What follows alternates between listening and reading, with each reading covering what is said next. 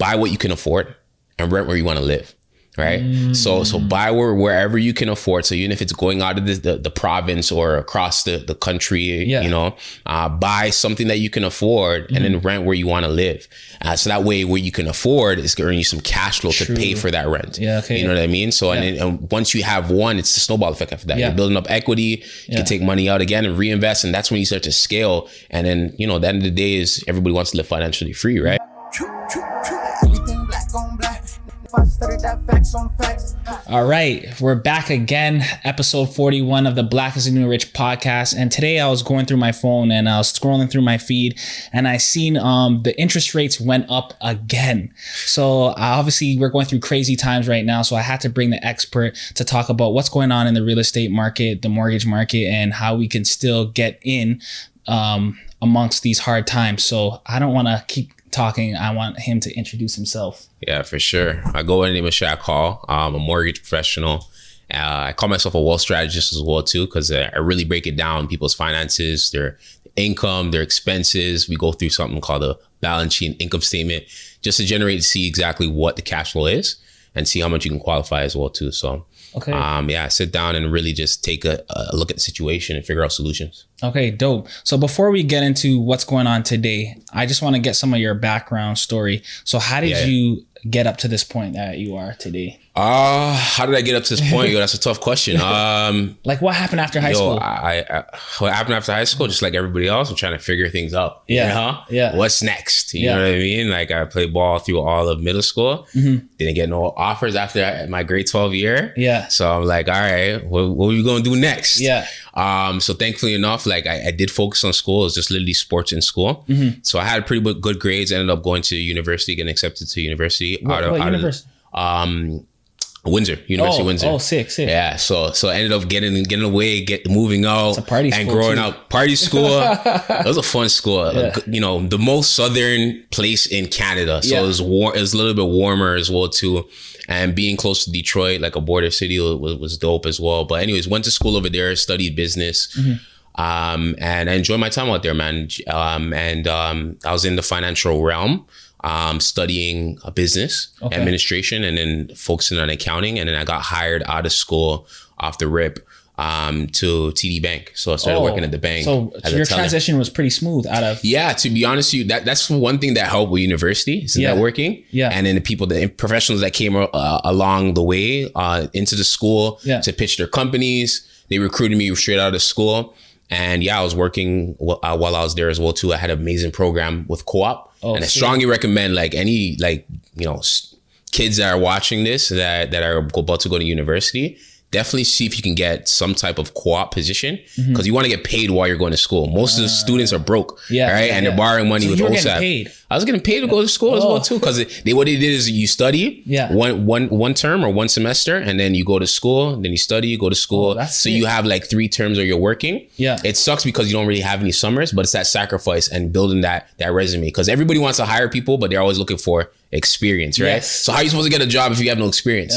So when you're in school and you're doing some type of co-op or some type of internship or even like some type of placement, what they have for nursing students, it's great because it makes you more reputable and it builds up that resume so you can get a job right off the rip, right? That's where we're all going to school, right? To get a job. Yeah. But it helped me a lot because I was able to make some money while I was in school.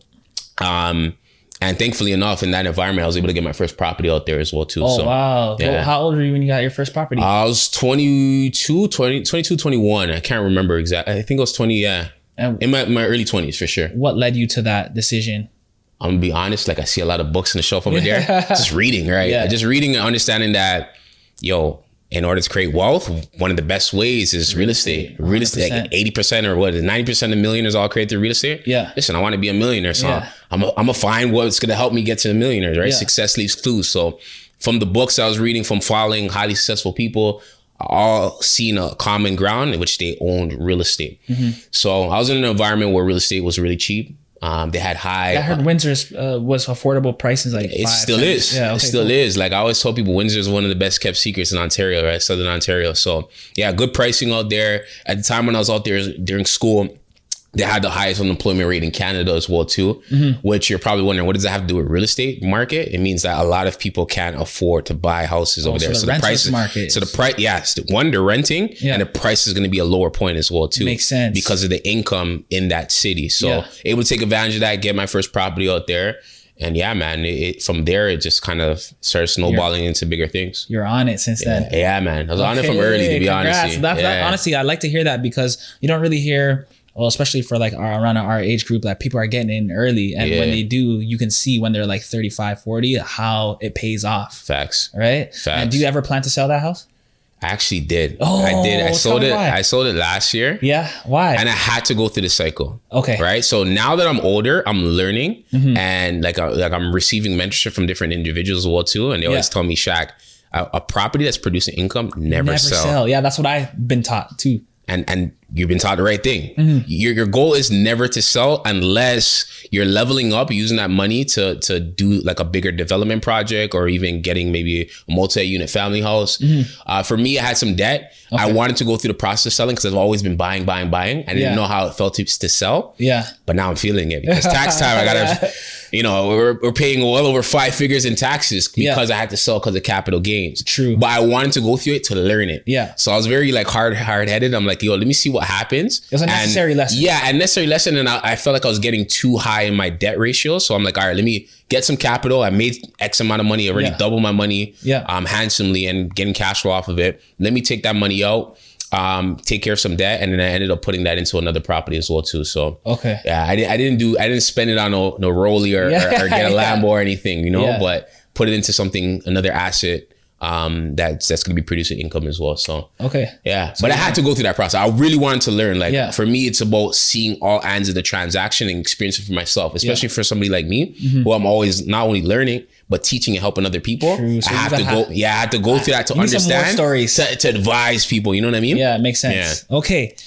so the market today, this morning, the rates went up. Was 0.5% or something like that? Yeah. 0.5%. What does that mean for us Canadians right now? Yeah, man. So 50 basis points, 0.50.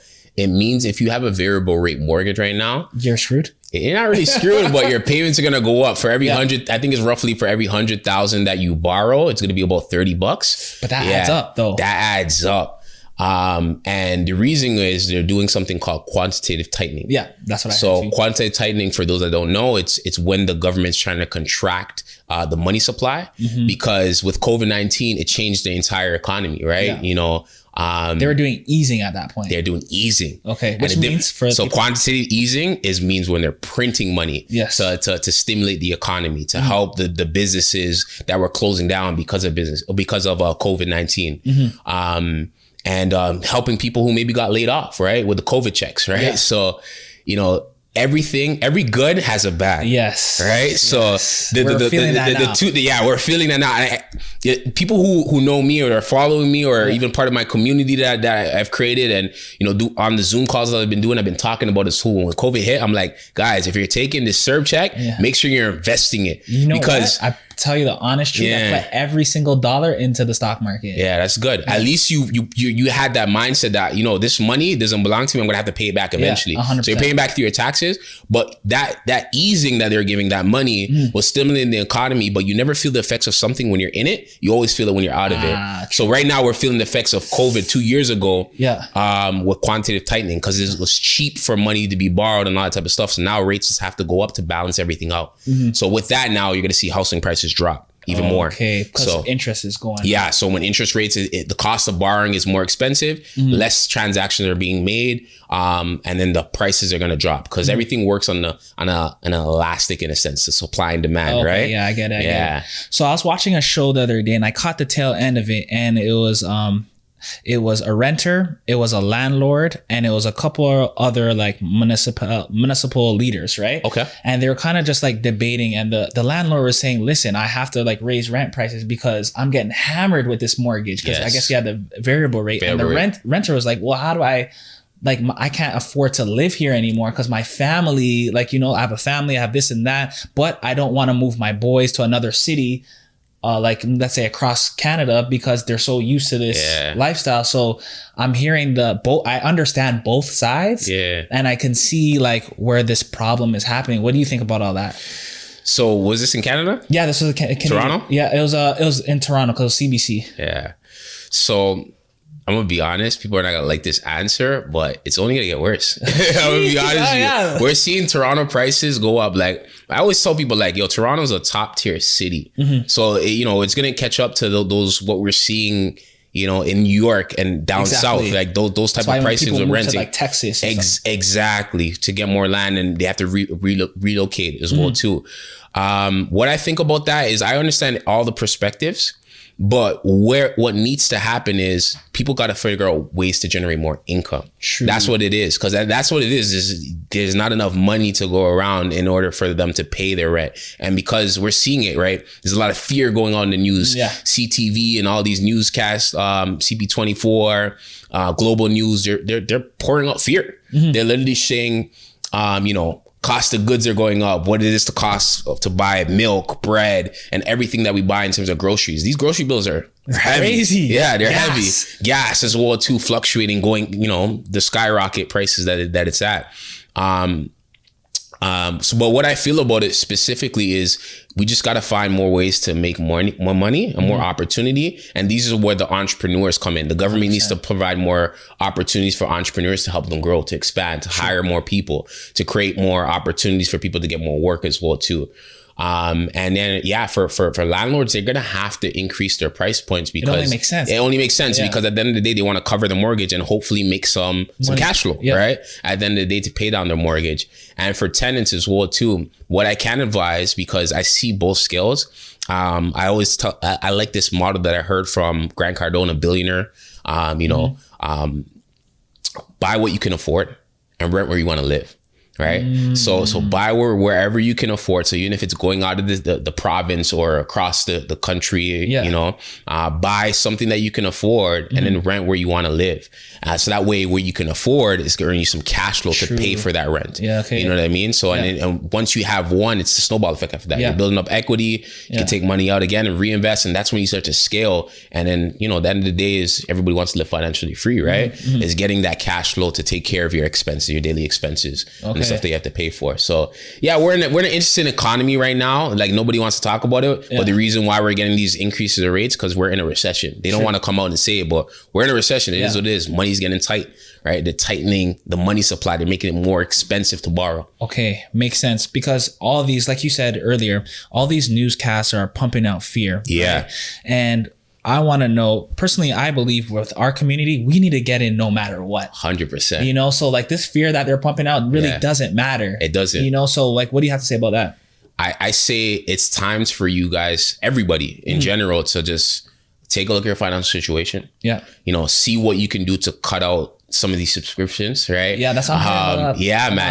Cut out some of these subscriptions, cut out some of the things that you're not really using. Be smart with your money. Finding different ways to invest. But more importantly, it's getting creative. Right? Getting more creative. What do you mean by that exactly? So I'm a mortgage broker, right? So when it comes to getting creative, you see the entire situation.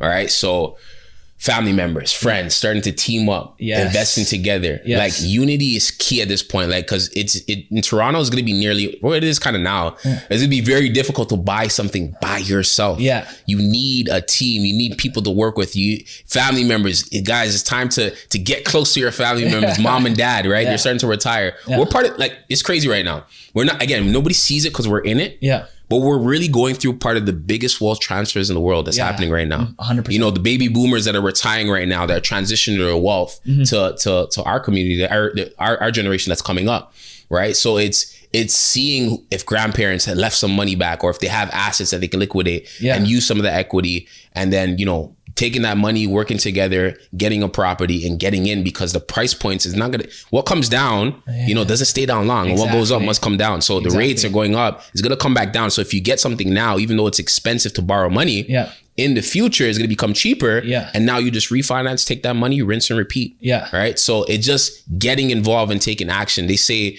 don't wait to buy real estate. Yeah. Buy real estate, then wait. You buy and then you're going to gain long term. Okay. So right now, like 5 friends, 10 bands each, come together, make man. it happen. Unity, getting creative as much as possible, doing what you can to get involved, to put yourself in that situation. And I know we're going to talk about different strategies of how to get involved as well too, but there's so many different ways that people can do it that they don't even know about because they're not asking the right questions. Okay. They're not receiving the right information. Okay. Right. So it's having conversation with a professional, having conversations with your family members, and having that conversation at dinner table or when you guys are going out to eat. Being transparent, open, and not that too. I feel like that helps now. Yeah, 100%, man. It's being transparent, open. A lot of us struggle with the same things, and the same situations.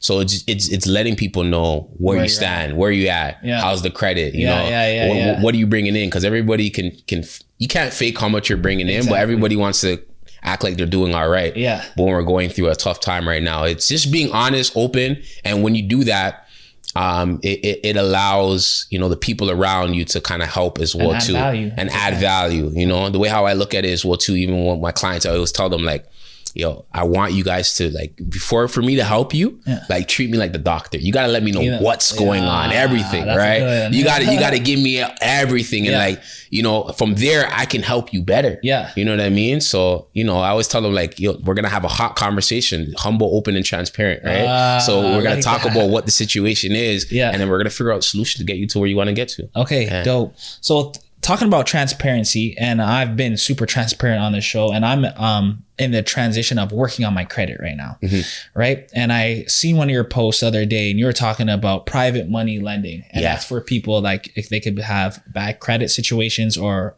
a bunch of other reasons.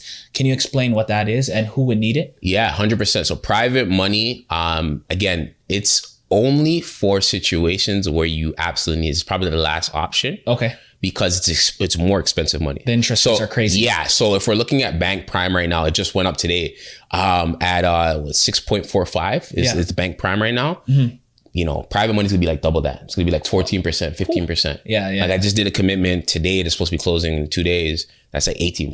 18%. Yeah, 18%. So it's expensive money, but it's a quick fix. It's a band-aid to get somebody in the market and then finding a solution to get out of that private money. When you get that private money loan, let's say 18%, are you locked into that money for a lifetime at 18%? No. So usually private money, it's in and out. So it's people who have capital that want to make their money work for them, right? Okay. So a lot of these private lenders are like doctors, lawyers who have a lot of money sitting in the account, and they just want to lend it out to somebody and have some collateral. Yeah, lend it out to somebody in need and have collateral and get these rates, because sometimes they're even borrowing it as well too at cheaper rates and then charging people more and making money on their money. Yeah. Right. So having their money go to work for them.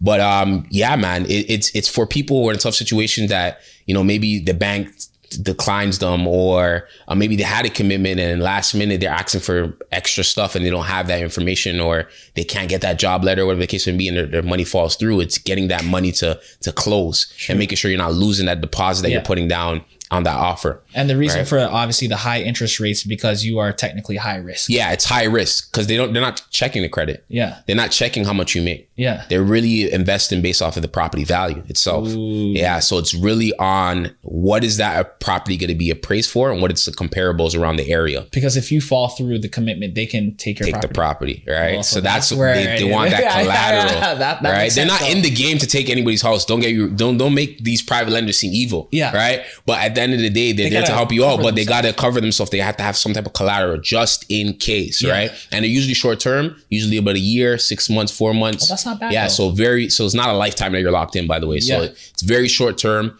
It's an in and out quick fix solution.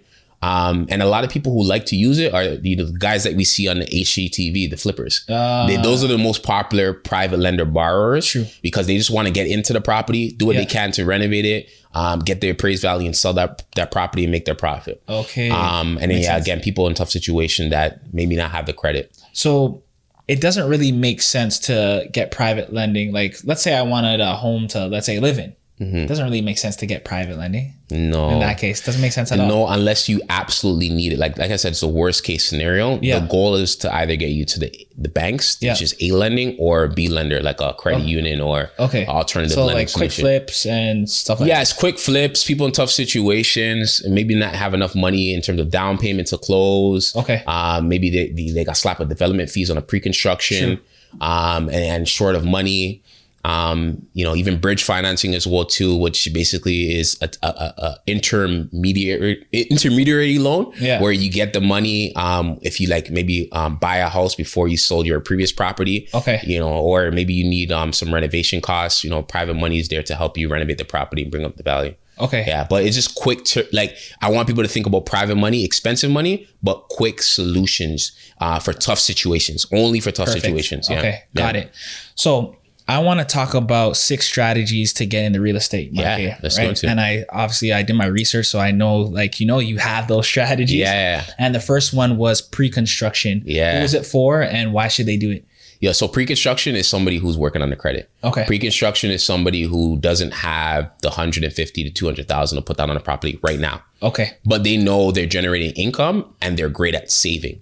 It forces you to save. True. I come from a Caribbean background, and you know what it is. So my mom does something called like a partner. Yeah. Right? Where they put money aside, and everyone gets it. Yeah. So instead of putting it in a partner, you can put it into a pre-construction condo, and you're invested in that piece of paper, and you're invested in that developer. So as a property is being developed, the value of the property is going up as well too. Okay. But it gives the average person time to make the deposits for the down payment if they don't have everything up front. So they may take maybe 20,000 at the 5,000 to sign. They maybe have 20,000 in 3 months, and another month another 20,000. So it gives you time to break down that down payment, and then as it's being developed as well too, most cases the property's raising in value as well. So it just gives you time. You don't have to worry about a mortgage. Oh yeah. Yeah, you don't have to worry about qualifying a mortgage until the actual property is done and completed. And when you move in, and when you're the builder's transferring the title to you as a purchaser. Okay. So it gives you time to fix your credit, get your stuff in order, not have to qualify for a mortgage, and it's a great savings plan. True. I know people who made millions off of just investing in pre-construction. Really? Buying multiple different units and using it as a great savings plan. And then some of them just selling it back on assignment. Okay. Right now, because of everything that's been going on, a lot of people are over leveraged. So they bought a lot of pre-construction. What we're seeing right now is a lot of assignments being. What does that mean? Done. Break that down. So an assignment is when you own a pre-construction condo or a pre-construction house or whatever the case may be, and that piece of paper that they own the real estate, they're selling that on a private market, because it can't go on MLS. So there's a private market and these different group chats I'm involved in that they sell these pieces of paper of a development that's going to be done. This is yours now. Yeah, and then they're basically buying it at a specific price. Why do they do that? Because maybe they missed the initial phase 1 of the VIP phase 1, or when they're launching the project and it was sold out. Yeah. And people would buy it as well too, because assignment usually they want to liquidate and get some profits back, or just break even, and they can get it at a cheaper price. Okay. So for those who are looking to get in the market, that may be another strategy. You may want to hit up a local realtor. And if you don't have one, I have partners that can help you guys with, to maybe look for an assignment for you. And it's kind of like closing on resale. Okay. Where you still would have to have whatever the previous purchaser had in terms of down payment, you have to replace that. Oh, true. And then remaining deposits that are needing, let's just say it's done in a year, next couple of months, you would have to have the remaining deposits as well. When it comes to pre-con, is there any specific things that you should look out for, or areas that you should kind of look out for and be this is the one? That's a great question. When it comes to pre-construction, I would say get a good pre-construction realtor that knows what they're doing when it comes to pre-construction. But I'll give you guys some basic fundamentals, because it's Black is the New Rich podcast. So I got to give you guys some gems. Yeah, right. You want to look at fundamentals like, where is the city putting their money? True. So if there's an LRT system that's going to be created close by that condo or that house, that's gonna generate some value for you. And your property is going to definitely increase. Is there a Walmart? Walmart's $1 billion industry as well too. Is there retails behind it? Is there schools? Is that close to the highway? right? True. Those are fundamentals that make sure that your money is gonna grow no matter what, because there's so much things involved into it in those areas, and there's billion-dollar businesses that are around it as well too. That's gonna increase your value as well. Okay. So you want to look at what is the city doing where you're investing around your property, the transit system, the commute, and especially if it's an investment property, you want to make sure your tenants are investing into some, or they're going to be paying for something that's comfortable. So developing communities. Yeah, development communities are always the best before they're even developed. And so like just to recap, like a school, Walmart, LRT, those are like indicators. Yeah, okay, transit this system, city has a plan. Yeah, a plan. And people don't notice this is public information as well too. Any city that you want to look at, any city that you want to invest into, always look at their city plans. And that's public information. Where do you a lot of people don't know. Please. You just Google it, and any municipality website, because every city has a website. Yeah. You could just look for new site or new developments. That's not the word. It's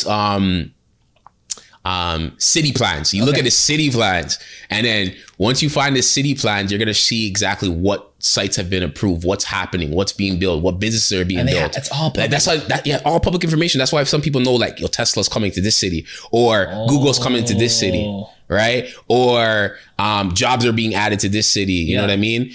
This pre-construction building is going to be happening over here, and there's another building that's going to be happening over here. Oh, the subway station is being extended over here. Like, all of that is public information that people don't do the due diligence to even look at. Yeah. But smart investors, they do that because they want to invest ahead of time where the money is going. Yeah. So wherever the money is flowing, that's where you want to invest. That's a big one. Okay. So strategy number 2 is income producing property. Yes. That I say it correctly? Yeah, 100%. Income producing property. So essentially what an income producing property is just a property that you're generating cash flow. Okay. So you're getting rent that exceeds your mortgage that you're paying and the carrying cost to hold the house. Multi-family homes, stuff like that? Yeah, multi-family homes is a great one because there's multiple different tenants. Okay. And they're paying, sometimes these tenants are paying for their own utilities as well. So all the carrying costs is the mortgage, property tax, and maybe the insurance, and that's it.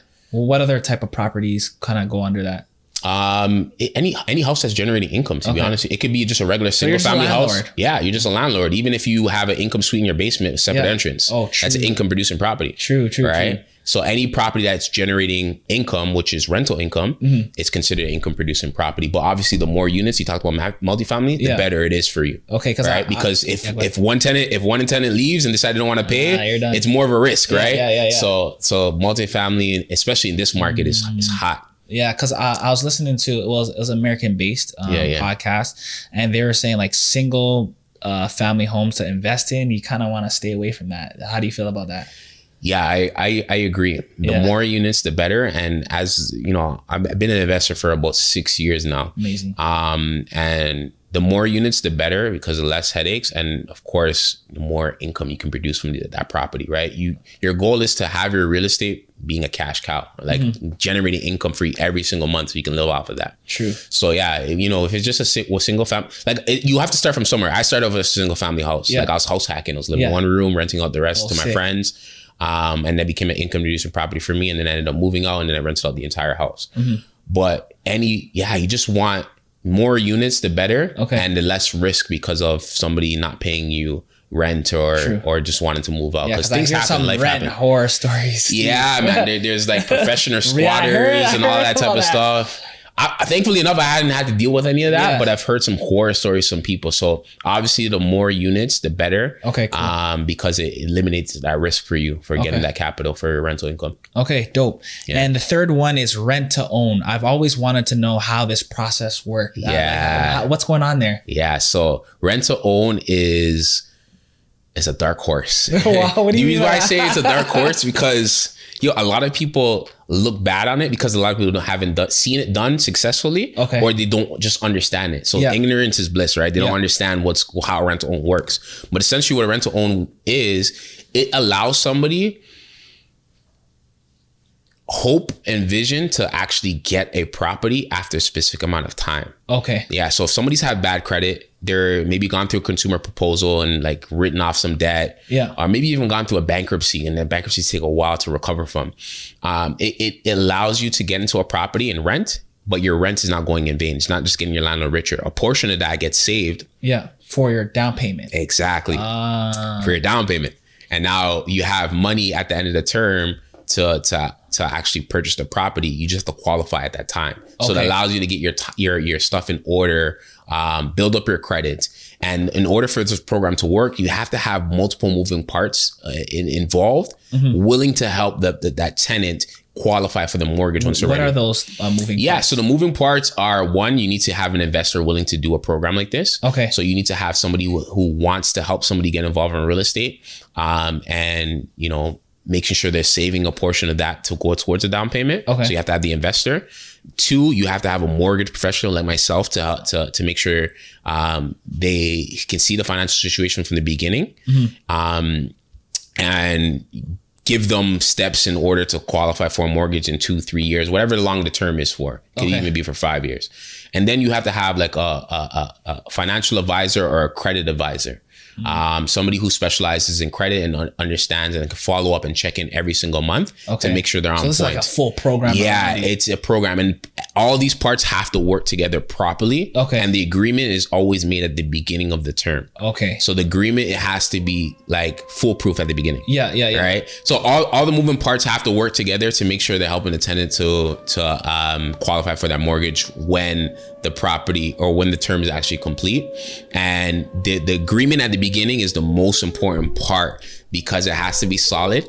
And essentially the investor is going to sell the property for, let's just say, 15% higher than they initially purchased it at. Okay. And the tenant now has to come with a little bit of a down payment as well too, as a collateral. The tenant has to. Yeah. Okay. So instead of, how some people when you're renting, you have to come with first and last. Yeah. Instead of first and last, you're gonna come with a deposit. Usually they want like 3% or 5% of the property's worth. Okay. That same portion gets carried towards the end. Okay. To help. So who cares? Like, where does this down payment get saved into? So this down payment it's the investor. The investor's holding it for them. Oh, so that equity on that transaction, the lawyer takes care of everything. Yeah. And it's built into the property because they're already signing a post-dated purchase and sale agreement that this tenant is going to buy this property at this specific date at the end of the term. Okay. Yeah. I got it. Okay. Man, that's a good strategy if it works properly. Yeah. If all parties are on the same page, it works really well for somebody to actually get involved in ownership, and it gives them time to build up the credit.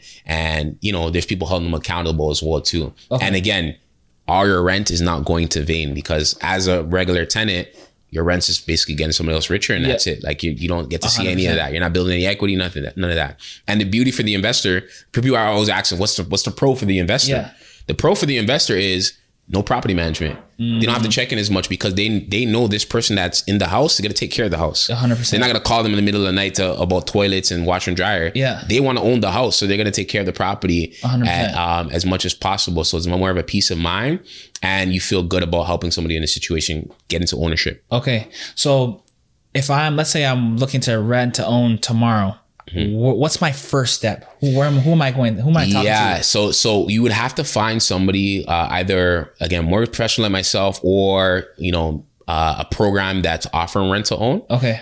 Where do you find those type of programs? You need to orchestrate it. So online, there's a few companies that specialize in rent to own. Okay. I've developed some programs myself that I offer the community as well, because I just have a fleet of investors that are always looking to invest in different properties and do different strategies. Okay. And that's another way for them to earn cash flow and to help people get involved in the market. So just reach out to somebody who knows what they're doing when it comes to rent to own, and making sure the program is solid, that they have all moving parts to help that person qualify. Okay. Because the last thing you want to do is get into a rent to own and then you're screwed and then all your deposit and money goes to waste. Okay. Right. And I guess that's why a lot of people that's why I call it the dark horse. A lot of people are scared of rent to own because again, they haven't seen it done successfully enough. But that's a strategy where I see is going to get a lot more popular in the future. Okay. Yeah. Interesting. Yeah. All right. So number 4 is joint ventures. What does that mean, and who should be involved in that type of strategy? Yeah. Joint ventures are just people who have a common goal set in mind to get involved in real estate and invest together. Okay. So it could be friends, it could be friends, family.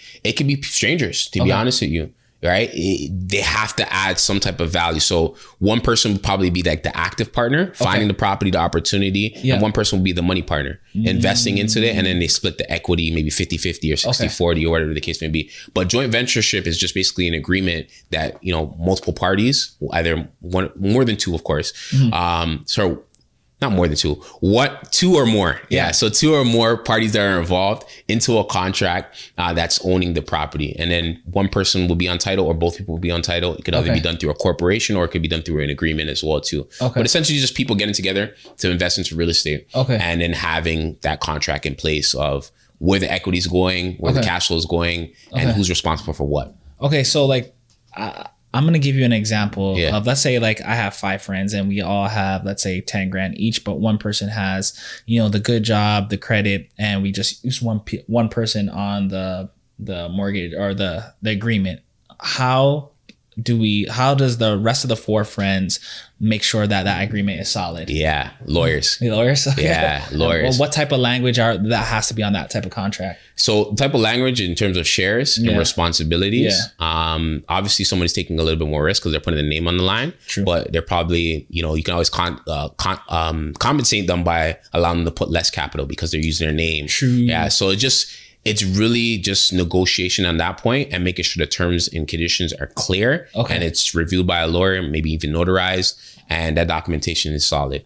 Yeah, because I was thinking about like how like the man them kick it out. To be honest, it's just leveraging, man. And at the end of the day, in our community, we gotta work together and we gotta create win-win-win scenarios where everybody's winning.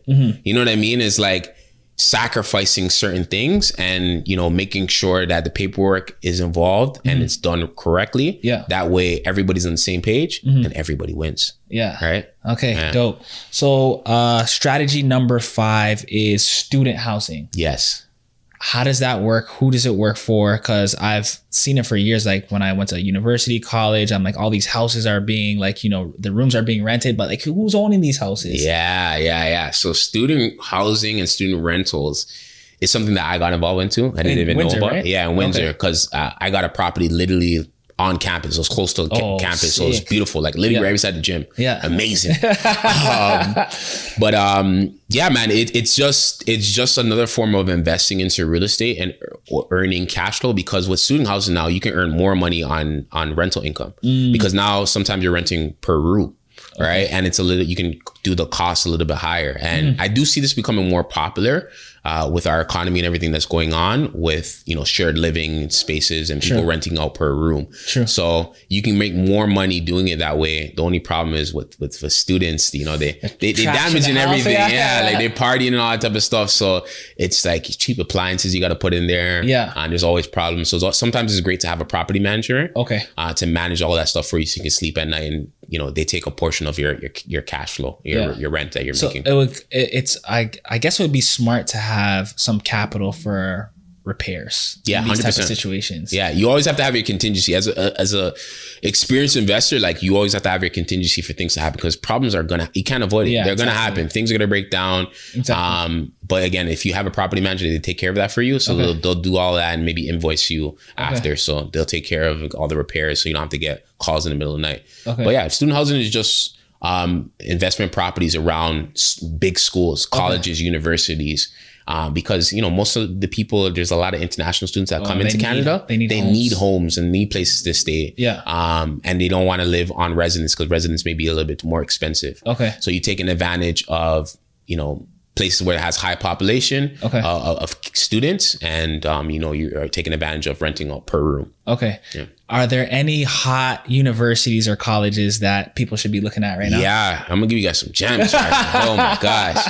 Waterloo. Waterloo, Kitchener-Waterloo has been hot because they're basically like the Silicon Valley of Ontario, Canada.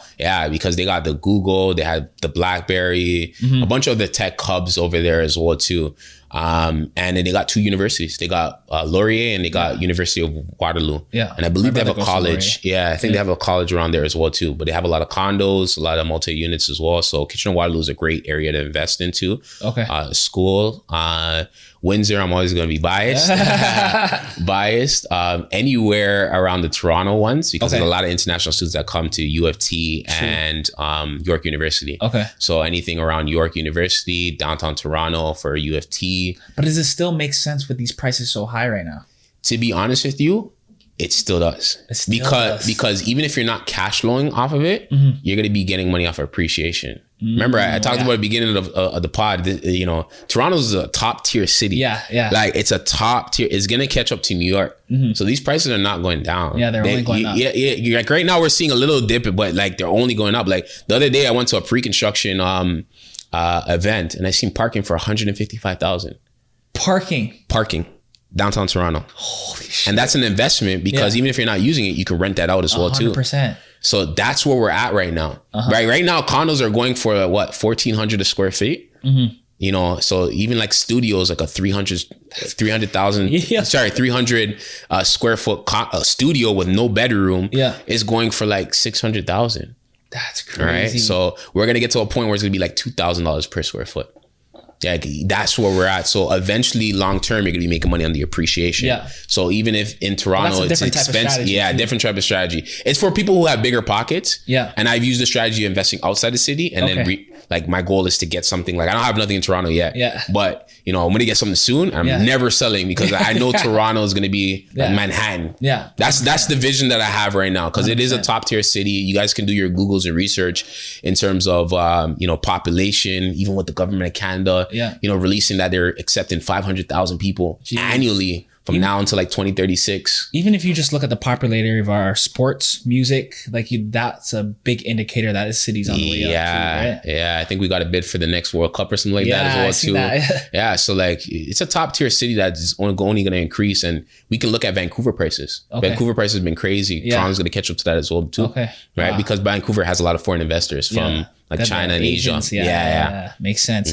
Okay, and the final strategy is mortgage and equity REITs. Did I say that? Yeah. So this may appeal to somebody like you, man, because I know you do a little bit of stocks and you like the stock game as well.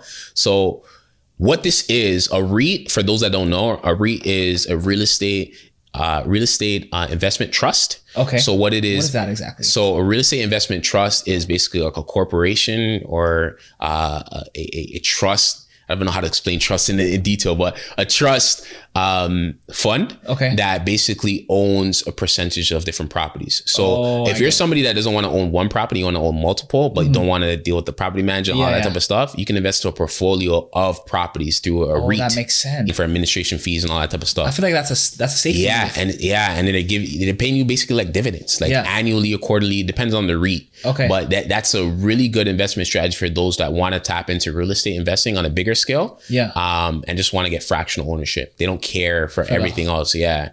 Okay. And having everything in their name. They rather have a company deal with that and own fractional ownerships, and then you own shares in that trust. Yeah. Does that interest you at all? Just personally? Yeah, I've gotten into a little bit of REITs. Yeah. I personally want to do it myself just because I'm own one. Yeah. And then even own a trust. Like that's something that's big as well. And then the mortgage side is just investing into mortgages. Okay. Because, mortgages are backed by houses, and, people are going to pay their mortgage for the most part. So they're taking advantage of that, the profits that these lenders are making on these loans. So that's all it is. It's just another form of investing into fractional ownership. And I do believe it's going to get more popular as well too, as things are evolving. I know we talked a little bit about crypto, but the technology behind crypto, blockchain, allowing transactions to be seen on an open ledger, that's going to be very popular, where people are going to be, transparency, where people are going to be able to own fractional ownerships of buildings, maybe even the building that we're in right now, like literally fractional ownership of properties. And, I'm excited for some certain programs, certain apps to be launched as well too. But, people are going to be able to invest in real estate with $100, $1,000 and own a piece of it's still something. a big portfolio. Yeah. And it's still something, right? Yeah. You're earning something annually every year, right? So it's a great strategy as well. Yeah. So those are the 6 strategies that we talked about, the different strategies, but I want to know personally, like, what are you doing in your personal life when it comes to your portfolio and your strategies? Yeah. Everybody wants to know what I'm doing. But right now, to be honest, in this market, it's about high cash flowing properties, and the best kept secret is multifamilies right now. Trying to find units that have 4 doors or more. Because once you get over like 5 doors or 4 doors or more, it's kind of on the commercial side at that point. Okay. It doesn't matter about your personal income. It just matter about your down payment, how much you're putting down, maybe 25% down or 30% down. And it's going to be your mortgage, and now your financing going to be on the actual asset itself. Okay. How much income can this asset produce? True. And it's actually easier getting a bigger mortgage than it is getting a smaller one. It's crazy how it sounds. Yeah, interesting. Yeah, because they feel safe that this property is going to make money. Is going to make the money. It's less exposure for the banks and for the lenders. So yeah, in this market, multifamily is the strategy I'm tapping into, as well as pre-construction as a savings account. For the multifamily homes, what areas are you looking into? So I'm looking at on the outskirts, obviously, of Toronto. Sarnias. So the Sarnias, the Windsors, if the closest is probably maybe Kitchener and Hamilton area. Hamilton's it's coming up as well too on the rise. As far I don't really like the east, but as far east as maybe Oshawa. Peterborough. And what type of things are you looking for when it comes to a multi-family? It's like, I need that one. The development? Yeah. Makes sense. So it's a lot of different things for me specifically. Yeah. I'm looking at NOI, which is net operating income. What does that mean exactly? That means like, what is the net, the actual value of money that's coming out after expenses are taken out? Okay. All right. So net operating income, I'm looking at something called cap rate. Right. What is that? Those are some big boy talks, right? Yeah. Break that down. Capitalization rates is the actual value of the property. Okay. And against the net operating income. So with high cap rates, it's probably like a lower area. Okay. Like maybe like a low impoverished area. Okay. Maybe low paying tenants in a building, an apartment building. And the goal is to get that cap rate lower. The lower the cap rate is, the higher the value is going to be. Okay. And then when you get the higher the value, now let's just say you turn over the tenants, you do some renovations. Now you're talking about millions of dollars that you can refinance out of that property and do it again. Plus equity. Yeah. So on the multifamily game, it's the easiest way to see millions of dollars refinance and then scaling your portfolio. Okay. Yeah. So it's more big level. But yeah, the numbers, it has to make sense in terms of the numbers, because you want to make sure you make it as easy as possible to get funding from the banks. Yeah. And then the goal for everybody listening to this, I know we talked about a lot of different lending strategies and some different types of money. Yeah. Is to get money from the banks, because it's the cheapest form of borrowing money. Okay. Yeah. Cheapest form of borrowing money. And then of course, if you have cheap money, you can always make more money on that money. Yeah. But all in all, number one goal for us, just get in. Yeah, just get in. And then we can start talking about the more technical stuff. Yeah, more strategies. Just get in, figure out different ways you can have that property increase. You can start get income from it. You generate some cash flow. Either renovating a basement, renting out a room to a family member or a friend. Yeah. But just get in, so you're taking advantage of the market. Okay. That's it's inevitable. We're seeing the dips right now. Yeah. Taking advantage, but I don't think it's gonna last too long. Yeah. But we see how the chart looks overall. Like I always tell people, when in doubt, do these economic times, just zoom out. Yeah. You can see the chart, like where prices are going to project to go to in the future. Okay. Yeah. Copy. Okay. Those are 6 strategies that we talked about. And I asked 2 questions to every guest on the show. Yeah. And the first one is, I want to know, what is the best advice that you received and what is the worst advice that you received? Wow. You don't have to say no names, obviously. Yeah, I'm definitely not going to say no names. And I throw nobody under the bus. So we'll start with the best. Or no, we'll start with the worst. The worst advice I've received is, or even you heard and you're like, whoa, who would take that advice? Yeah, it's just tough. I got to really think about it. I heard different advice from different people, and I always ignore the things that don't relate or are just gonna kill the mindset. That's good, I think the worst advice that I've ever heard was, basically, like, it has to do something with like just quitting. Like when things get difficult, maybe this is not for you. And the best advice would be on the opposite side of that. When you know your purpose, when you know what you're called for. Do whatever it takes and never quit. Just keep going. You're gonna figure it out. So you're a never quit person. Yeah, 100%. So what? Like if it makes sense to what your vision and your purpose is, and it aligns, I do believe in organic things around and having the right people around to help 100% proceed with that vision. But yeah, never quit, man. Everybody's always figuring things out. Everybody's always learning, and just continue to grow and get after whatever it is that you want to get after. So that's probably the best advice I heard. Because I was gonna play. And always aim to be number one. That's probably one of the best advice that my dad ever taught me. It's like, yo, whatever you do, try to be number one. Makes sense. Because I was gonna play God's advocate. I was gonna be like, well, sometimes quitting can save you. True. You know, it can. And you know, I've seen memes on this and certain things where, you know, maybe holding on for too long and it hurts you. It ends up hurting you more. It's just coming a real, I guess you just have to know yourself. You 100%. Have to know yourself more 100%. Than anything. And you know, now more than ever, you know, COVID has taught us this, you know, take some time to really, you know, check your mental health, take some time to actually learn about yourself. 100%. Learn what is your God-given talents, learn what is your purpose here on earth. You know what I mean? So when you know yourself, you understand when it is okay to quit or let something go. But if it's something that you're passionate about, if it's something that you believe in more than anything, just keep going, get it done, find ways to make it work. And always remember that, you know, done is better than perfect, because perfect never gets done. So you gotta get it done. You know what I mean? So whatever it is, just do it. It doesn't have to be perfect at the end of the day. Like, I'm pretty sure when you started this podcast, the first episode was probably terrible, but you kept going and got better, and then the audience started to grow, right? So 100%. It's just like, keep going no matter what, and just get it done. 100%. Okay, so on this show, we like to make predictions. So in 5 years, I want to say, yo, Shaq did say that on this show. So where do you see yourself in 5 years? What do you want to do? Who you want to be? I'm gonna say some wild stuff. So I just had my firstborn son. Congrats. Yeah, appreciate it.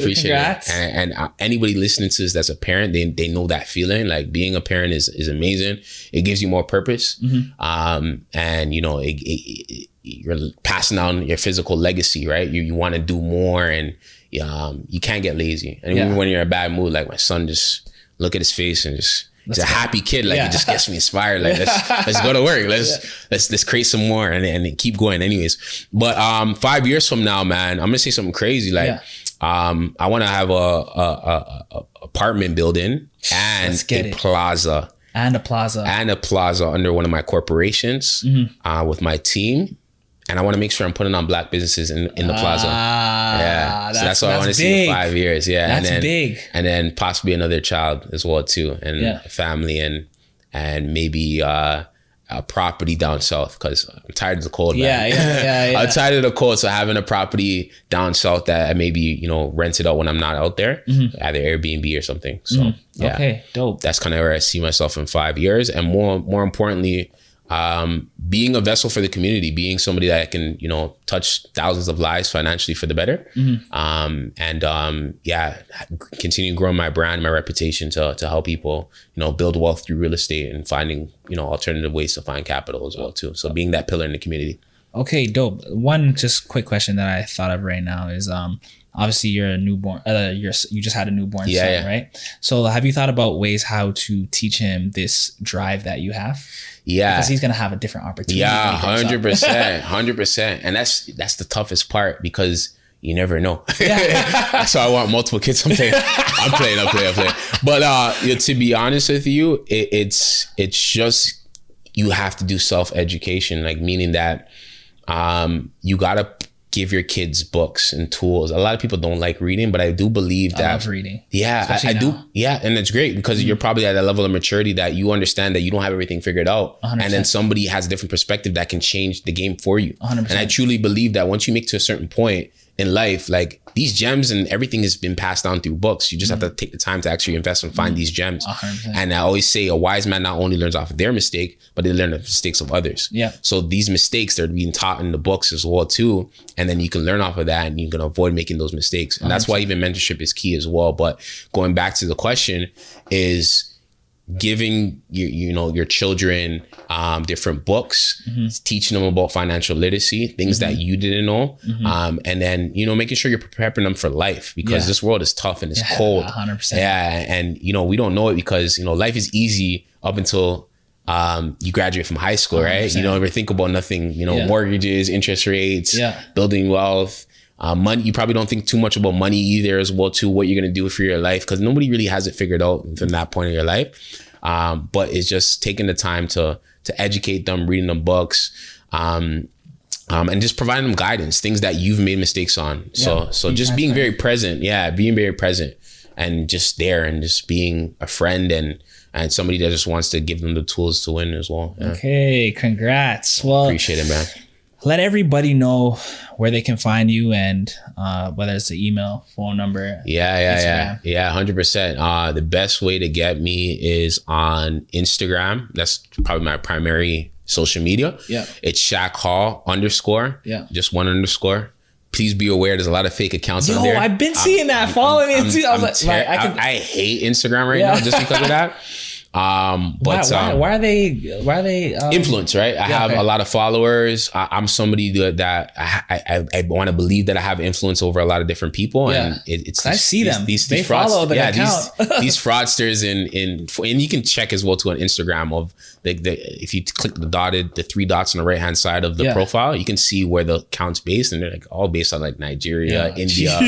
Man, like they just have time on their hands, and they're taking advantage of people, sending them DMs. I don't do any business in DMs, by the way. I always like to get on the phone. Yeah, good to know. So even if I'm having a conversation in DMs, it's quick. Try to get the numbers as quick as possible. Okay. Set up a meeting in person. I have an office in Mississauga. But best way to reach out to me is follow me on Instagram. Send me a DM. Either click the link in my bio to book an appointment on one of my Calendly links or my website that's going to be launching early 2023 as well. Amazing. Too. Okay. To get in touch with me, and then let's talk, let's connect, let's chop it up. Anything that's said that you want to know more of, we can always talk a little bit more of that. Any programs, like I literally have so much different strategies, and I feel like I really found a calling that I have a position of power. Mm-hmm. That my license, as a mortgage broker, is crazy because my one of my principal brokers said this.